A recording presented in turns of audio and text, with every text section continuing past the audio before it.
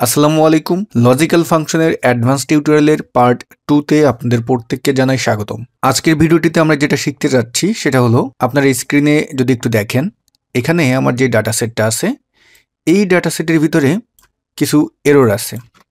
এখন বিভিন্ন সময় আমাদের যদি বড় ডাটা সেট থাকে, সেখানে আমাদের টোটাল বের করতে হয় অথবা ইত্যাদি অনেক ধরনের ফর্মুলা ব্যবহার করতে হয়। তা দেখা যায় যদি এই টাইপের এরর থাকে তখন কিন্তু সেই ফর্মুলাটা কাজ করে না।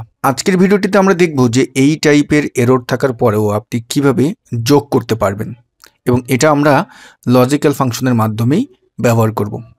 ওকে ডিয়ার ভিউয়ার্স, আমরা ভিডিওর মূল টপিকে চলে যাব। ভিডিওর মূল টপিকে যাওয়ার আগে আপনাদেরকে একটি অ্যানাউন্সমেন্ট দিচ্ছি। আজকে 28 তারিখ, এই মাসের 30 তারিখে অর্থাৎ মাঝখানে আর একদিন বাকি আছে, আমাদের ডাটা এন্ট্রি অনলাইন লাইভ কোর্সের নতুন ব্যাচের ক্লাস শুরু হতে যাচ্ছে। তা যারা আমাদের ডাটা এন্ট্রি অনলাইন লাইভ কোর্সে অ্যাডমিশন নিতে চান, ভিডিওর ডেসক্রিপশন বক্সে দেখবেন কোর্সের লিংক দেওয়া আছে, দ্রুত ভর্তি হয়ে যাবেন। আসন সংখ্যা খুবই সীমিত। ডাটা এন্ট্রি শিখে যারা ইনকাম করতে চাচ্ছেন তাদের জন্য এই কোর্সটি হবে বেস্ট। কোর্সের লিংকে ক্লিক করে আমাদের কোর্সের টপিকগুলো দেখে আসবেন, কারণ বাংলাদেশে অন্য যে সকল ডাটা এন্ট্রি কোর্স আছে তাদের কোর্সের টপিক থেকে আমাদের কোর্সের টপিকটা কিন্তু একটু ভিন্ন রকম। ডাটা এন্ট্রি বলতেই আমরা কিন্তু মনে করি যে টাইপিংয়ের কাজ, আদৌ না।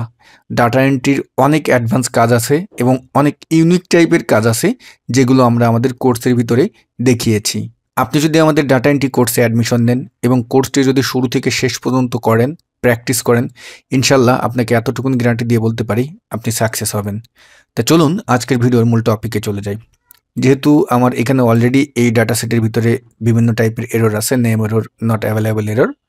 এখন আমরা আজকে দুটি মেথড দেখব লজিক্যাল ফাংশনের, মানে এইখানে যোগ করব এরর থাকা অবস্থায়।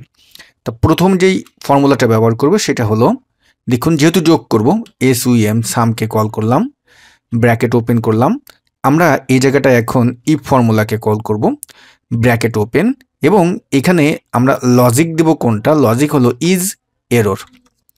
ইজ এরর, যে আমার ইজ এরর কি, ভ্যালু কোনটা, যদি এই রেঞ্জ যদি এরর হয়, রেঞ্জটাকে কল করলাম, ব্র্যাকেট ক্লোজ দিলাম, কমা, এই রেঞ্জ যদি এরর হয়, আমার কিন্তু লজিক্যাল ফাংশনের পার্ট কল করা হয়ে গেছে, লজিক্যাল টেস্ট।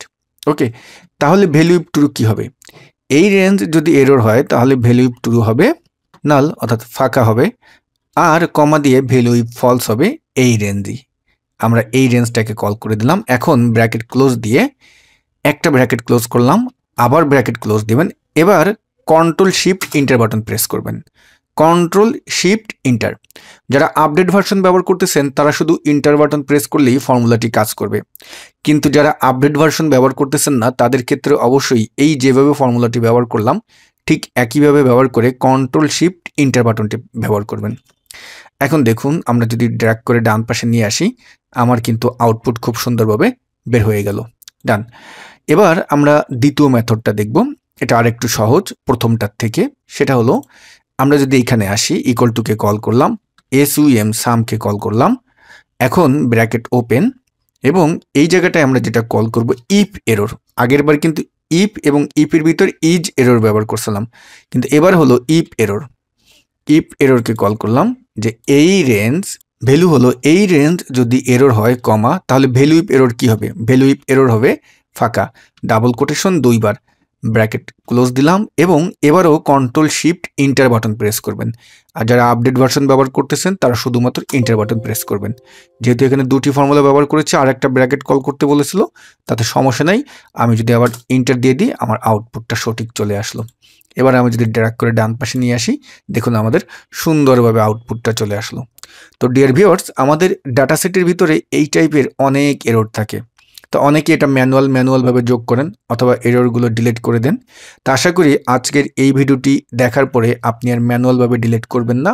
এই ফর্মুলাগুলো ব্যবহার করে আপনি আপনার আউটপুটটা খুব সুন্দরভাবে বের করে ফেলতে পারবেন। তো ভিডিও এখানেই শেষ করছি। সবাই ভালো থাকবেন।